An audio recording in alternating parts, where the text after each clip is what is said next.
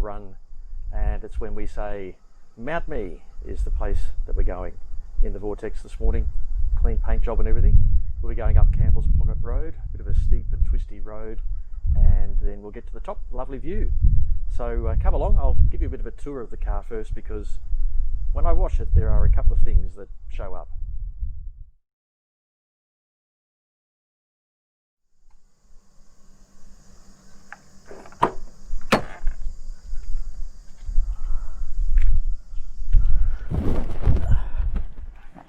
Now, you might notice that there is a red chocolate bucket on the front seat there.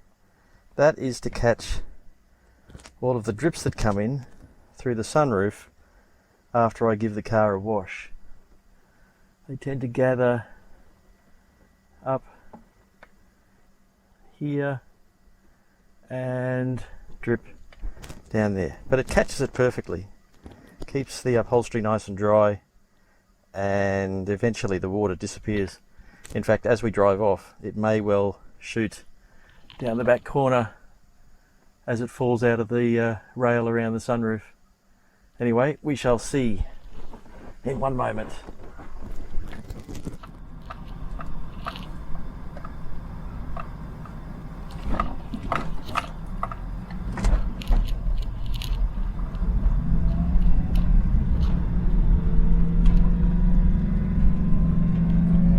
I am here in Morena, about to head up Old North Road, which used to be the old road north in my state of Queensland more than a century ago, but now it's a back road well and truly, and leads into Campbell's Pocket Road, which then takes us up to Mt Mee. So follow along from the passenger seat there and we'll do some driving.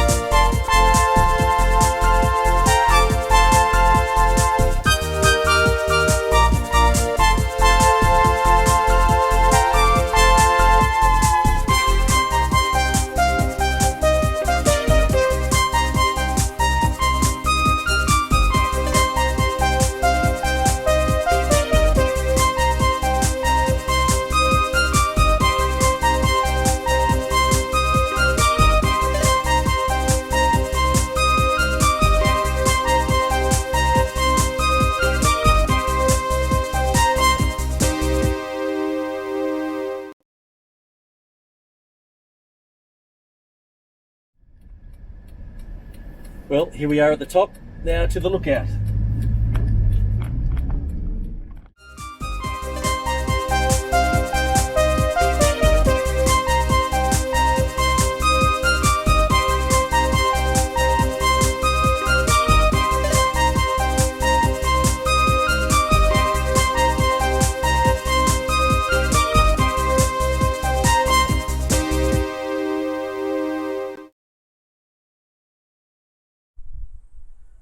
Right, well here we are up at Mt Mee, and the Vortex is here. We have survived the run-up, even though I had a run-in with a crazy person driving fast through a very mountainous and twisty area, overtook me and he nearly spun out.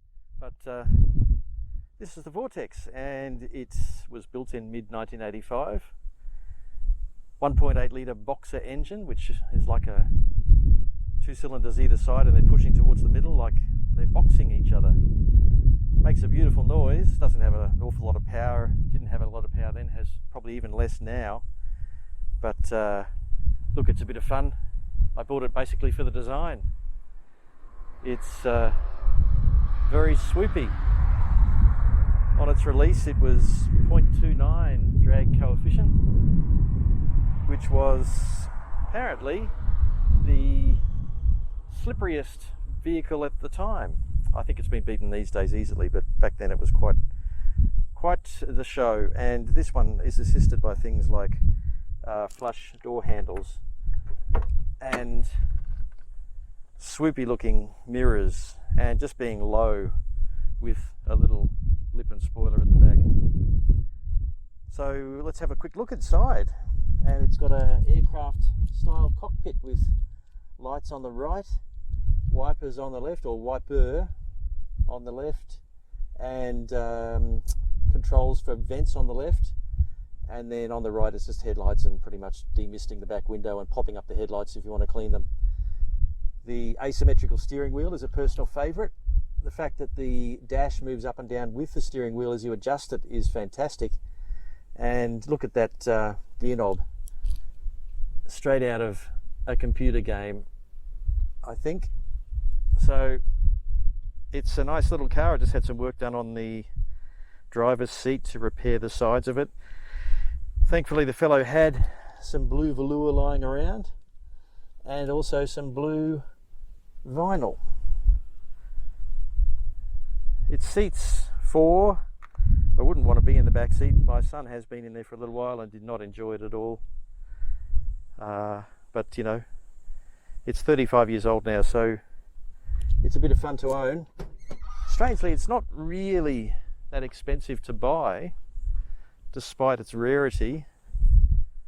That's the boot, with my chair for going to car shows.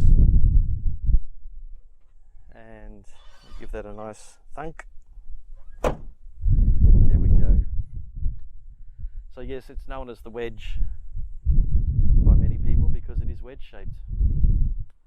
This one doesn't have alloys, it's got hubcaps, which I quite like, and do everything I can to save because they're quite brittle, and taking them off can mean their demise.